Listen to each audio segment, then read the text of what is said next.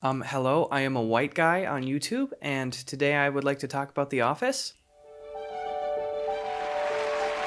You ever have the tape split off weird and then you never fix it, so then you just have a weird raw tape? Welcome back to the desk, where these days I am usually streaming all sorts of fun games and watching my old YouTube videos and having friends on twitch.tv/Gus Johnson. Please go follow me. But today, we're going to be talking about The Office. Now, a million things have been said and a million videos have been made about The Office. Breaking it down, showing the characters, talking about how to write a comedy, talking about how it's one of the greatest comedies in the history of television. But none of that is what this video is about. Now listen, we've all seen The Office. If you haven't seen it, you're probably at the very least aware of it, so we're gonna no recapping. You get it. The show. It's a good show. Dang it. Check it out. Swipe up. And me being a fan of the show, heck, it's probably my favorite show ever made. I like to keep up to date on little developments and maybe what the producers are doing, or maybe I'll follow the actors on Twitter or something like that. And after a while of keeping up with the people on the show, I started to notice a general sense of, shall we say, enthusiasm from a number of the cast members that seemed to last many years after the project had ended. I love the people on the show. I love the show, and I respect them. I like them. I love them. They're some of my favorite performances. It's one of my favorite shows ever. And I don't want the takeaway from this video to be, haha, look at these dumb people. Look at the dumb things that they're doing. But at the same time, I've just noticed a bunch of weird stuff. It just feels weird, and I'm kind of reaching out like, is this weird to anybody else? You know what I'm saying? That being said, just gonna be blunt. I follow the cast members on Twitter. Feels like Pam and Angela never ever stop talking about The Office ever. Now I get it, they were both main characters on the show, but it just, I don't know, am I the only one getting this vibe? Feels like that is the majority of what they're talking about on like social media. It's them saying quotes from the show, or like putting up a meme from The Office, or like tagging other cast members and stuff to say like, hey, at Rainn Wilson, look, it's a beat from the show. Okay, I get that that was their life for like 10 years, but it just feels like, it seems like a lot sometimes. And it felt like even more of a lot when late last year, Jenna and Angela announced that they would be creating a podcast where they go through every single episode of The Office and share stories and inside details and all that. It's a whole Office package. I mean, the show seems to be doing well. It looks like people are really engaging with it, and that it's got a lot of listeners, and it's probably, by the pace that they're at, going to continue for another few years as they go through every single episode here. And I figured, I thought that'd maybe be the end of my fixation on the whole people after The Office stuff. I was on Reddit a couple weeks ago, and I saw a post on r/Dunder Mifflin that Brian Baumgartner, who plays Kevin from The Office, was going to be doing an AMA, an Ask Me Anything, about a new project he had coming out. So I figured, Brian's pretty chill. I wonder what the project is that he's working on. What's that? It's a podcast about The Office from a guy who was on The Office. Oh, are you saying that Brian is making an appearance on the already existing podcast about the... Oh, it's a different podcast about The Office? Oh, okay. Yep, so I guess there are two podcasts from people that were on The Office about The Office. And not but a few days after Brian's podcast promotion, I saw another familiar face grace the face of the Ask Me Anything subreddit, and that was of Leslie David Baker, who is most famously known as portraying Mr. Stanley Hudson on The Office. Now, Gus, you might ask, what is his project about? Huh? What's he making? What's that rascally little guy getting into today? Well, you guessed it, it's related to The Office. Leslie David Baker launched a Kickstarter to raise $300,000 to create a completely unofficially licensed spin-off show featuring his character Stanley, and the show's called Uncle Stan. Now, the first thing that caught my eye about this Kickstarter is that the only promo imagery for it are just photos of Leslie with that little kind of like hand brush drawn Instagram effect put over it. You know, the effect that your wannabe artist friends put over photos of themselves and go, wow, that looks profound. I drew that. I probably could have drawn this. Maybe some red flags, but hey, let's watch the Kickstarter video and see what it's all about. Well, Self, this is some kind of mess, huh? Interrupted my retirement from sitting around woodworking and dancing the old disco. I was getting bored out of my mind anyway. Who am I kidding? But nephew needs my help with his business. A motorcycle florist shop. What a weird combination. He's gonna need all the Uncle Stan guidance and wisdom I've got to give in order to get this train wreck moving again. This was such a last-minute move. Is he referring to the Kickstarter? Oh, we're still... Okay, sorry. Wonder how my lady friend's gonna take it. We were supposed to get engaged.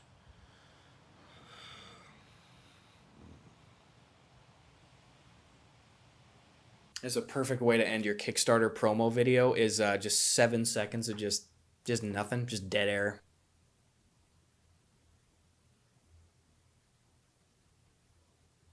Now give me some money. All right, it's a show about Stanley that he couldn't get the rights to. I saw that there was another person that actually is attached to this project that is the creator of the project. Somebody named Sardar Khan. I couldn't find a lot of information about who this dude is, but apparently he co-owns Kaput LLC with Leslie David Baker. And Leslie has described him as a business partner, so he's involved somehow. I don't know. I found Sardar Khan's YouTube channel among thousands of choices for Sardar Khan. The Kickstarter videos on here, as well as just a few more just kind of random snippets of stuff. Here, look at, here's an 8-second video on his channel. Yeah, I'm back, and I'm gonna need a cocktail if I'm staying. Let's watch the video that was posted after that. Yeah, I'm back. Where have you been? It's another damn jet?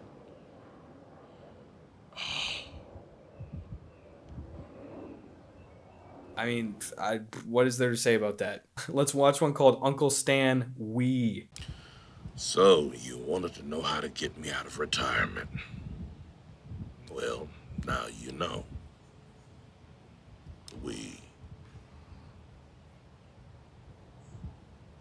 I don't know, it feels like I'm flipping through a guy's camera roll right now. The synopsis of the show is this. After enjoying his retirement in Florida, carving wood, enjoying the white sand beaches, and dancing to old disco, Uncle Stan, Leslie David Baker, gets a call from his nephew Lucky in Los Angeles asking for help with his 2 kids and running his motorcycle/flower shop. All right.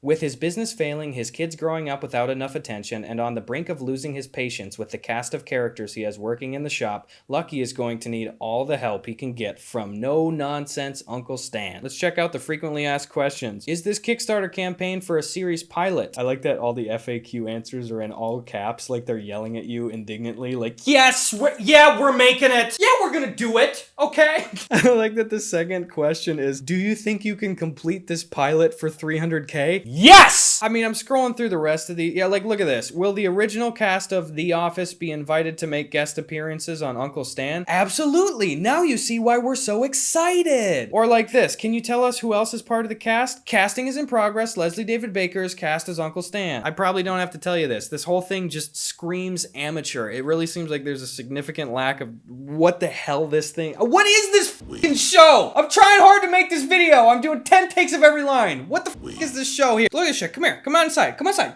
Come on, bring everybody in here. 10 of those. Wait, there's Corona. Go away. I forgot about the pandemic. I've not left the house. If you donate $3,500, the first reward is have your original song in the show. What the f is that? You tell me if just any random whack job has $3,500 laying around that you're gonna let him put an original song into your show you're pitching? Come on, dude. But it gets even better because apparently if you donate $5,000, you will get to join the writer's room for an episode of the show and be credited as a writer. You're gonna let strangers come in and help write the show? I'm sorry, that is insane, dude. And if you donate $10,000, not only do you get all of the other reward tiers, but it says that you will be able to visit the cast and set and perform your talent in an episode of the show. What does that mean? Perform your talent. People in the industry do Kickstarters for these kind of projects all the time, but $10,000 is an absurdly low level for the amount of involvement that you're just willing to give a random individual in this project. I could be Joe dipshit nobody from God knows where, and as long as I have $10,000 lying around, I could be a writer on the show in the writer's room with an original song of mine in the show and performing my talent in the show. This is an obscene promise. If you're doing a Kickstarter, never do this, ever. When Eddie and I were kickstarting the Gus and Eddie podcast, new episodes of the Gus and Eddie podcast every week. Check it out, boys. If we said, yeah, if you donate $3,000, you get to have the address to our personal home where we film the podcast.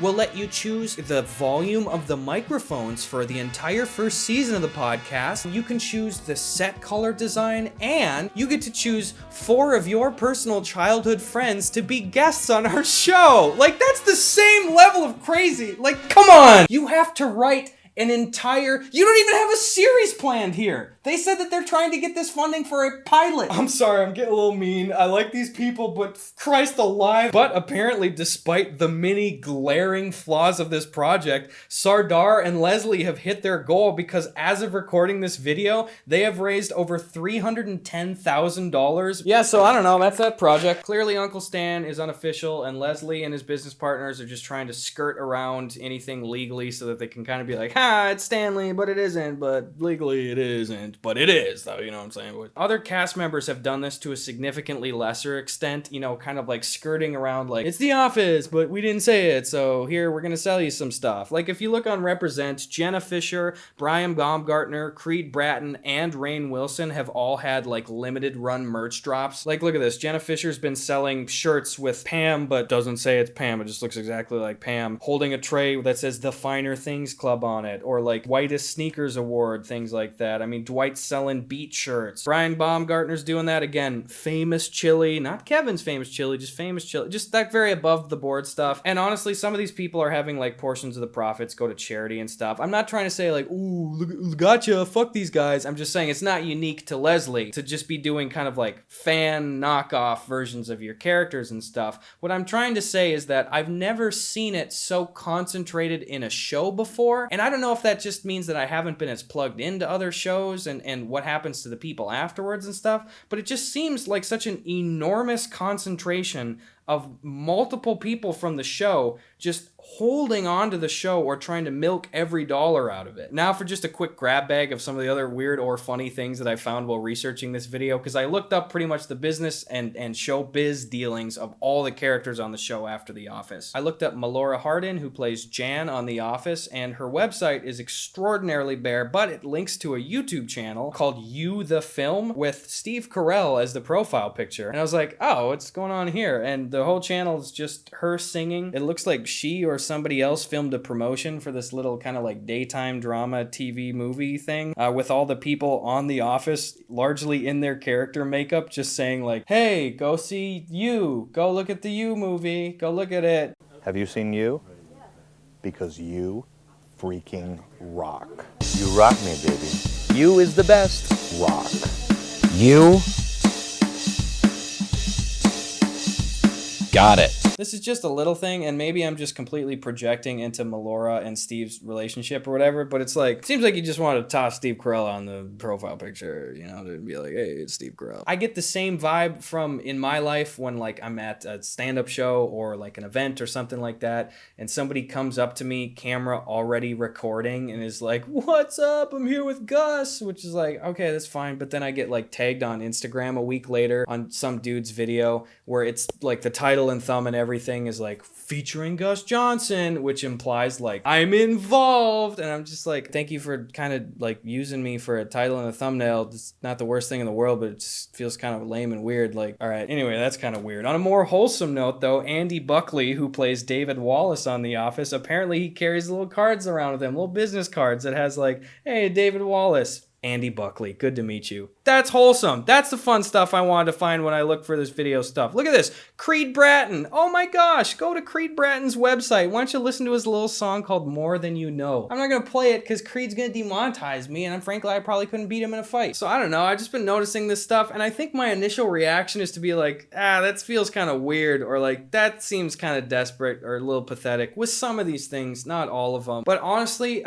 I'm going to be Philly D here, and I honestly want to know. I'm passing the question off to you. I feel like I just keep seeing these things and getting this vibe from like a really noticeable portion of the cast, and I feel like I have not seen this on other TV shows. So honestly, if you have good examples, please tell me. Follow me on Twitter at GusBuckets. Go to my subreddit r/Gus Johnson. Like, I really actually want to know because I feel like I'm only seeing this shit with The Office right now. Anyway, I hope I wasn't too whiny. I wish these people the best. Somebody I didn't talk about today, Oscar Nunez. I had the pleasure of working with him on a Comedy Central sketch last year. The man couldn't have been more kind, professional, and just fully focused. He showed up after a long plane ride with his luggage and immediately came out to shoot with some just random asshole internet kid on a 90-degree day. day and was ready to go, ready to play with the improv, was super professional, was even talking to me about videos that I made. You know, he looked him up on the... Oscar, you sweetie! You sweet guy! What an absolute champ, dude. What a sweetie. Anyway, so I hope I wasn't too mean in this video. Leslie, kind of went in hard on you. Sorry, guy. So yeah, The Office. I'll close out with this. I can't pretend to know what an experience like The Office is. It was largely 10 years of these people's lives. It's arguably one of the greatest shows on television, and it clearly has seen a huge resurgence in viewers, especially after the show wrapped. So who knows? I'd probably be doing the same shit if I were in these people's positions. So yeah, look out for my Mitchell Robbins merch 15 years in the future. All right, hey, by the way, new merch, boys. Check the link in the description. Hats, shirts, get the fuck out of here. Get out of my room. Is it rolling? Are we rolling? Okay. Hello, my name is Gus Johnson. Today I will be reading for the part of Raycon Premium Earbuds Brand Ambassador. All right. Hey, sorry, can I start over? Okay, thank you, ma'am. Hello, welcome to the sponsored portion of today's video. My name is Gus, and I'm here to tell you that today's video is sponsored by Raycon Premium Earbuds. Check these little guys out right here. If you'll see, I'm holding their everyday E25 model right here, which means if I pop them in my ear, look at that beautiful display here. You can hardly see them if they're in my ear. Check this out. Not coming out of those peepers. Well, I tell you what, if you go to if you go to buyraycon.com/Gus Johnson, that's buyraycon.com/Gus Johnson. That's little old me. You can get 15% off of your order right now. That is a link that is in the description that you can access, or you can type it out manually in the browser of your choice. And let me tell you, these earbuds are wonderful. They have fantastic battery life. Sorry, I don't do a lot of auditions. Keep going? Okay. They have fantastic battery life. They're very discreet. They have a very wide, expanded bass range that'll make any music sound good if you're listening to Lawrence Welk, or maybe like guests that were on Lawrence Welk, or like Lawrence Welk interviews. Really any wide variety of music you can listen to on these and they'll sound good. Sorry, I'm kind of panicking. Wrap it up. Okay, so if you go to buyraycon.com/Gus Johnson in the description, you type it out, you can get these. I don't have the only pair. You can have one of them too. I don't own them, but use this and you'll get them a little cheaper. Buyraycon. Okay.